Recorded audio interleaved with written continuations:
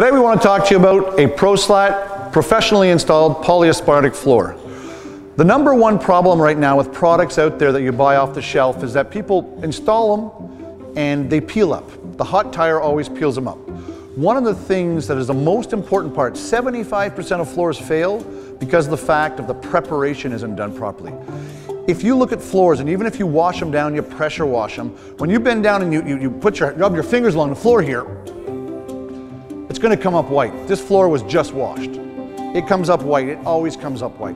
So one of the things we do is we come in with our diamond grinder and we will grind about an 1/8 to a 1/16 off everywhere to make sure we go get that adhesion, which will allow us to give you that 20-year guarantee. I'll let the guys get started. We'll talk to you in a bit.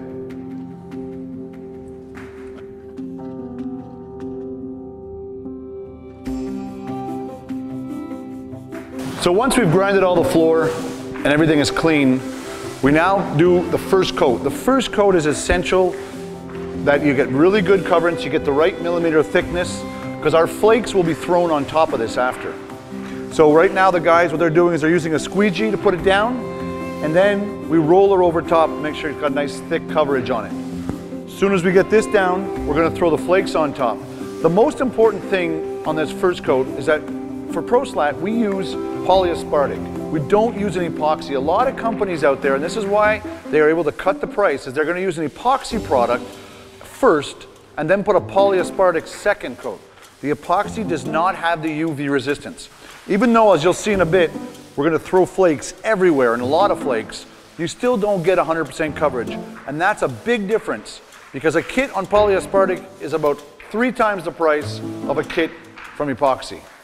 So as you can see, the floor is going to be almost fully covered here. Now we're probably going to have to wait about 1.5 to 2 hours, let everything dry up, and then we'll be able to start the cleanup.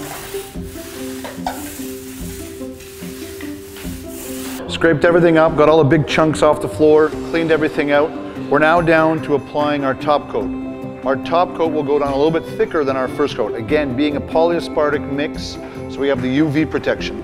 This flake, all the flakes have now been stuck to the floor.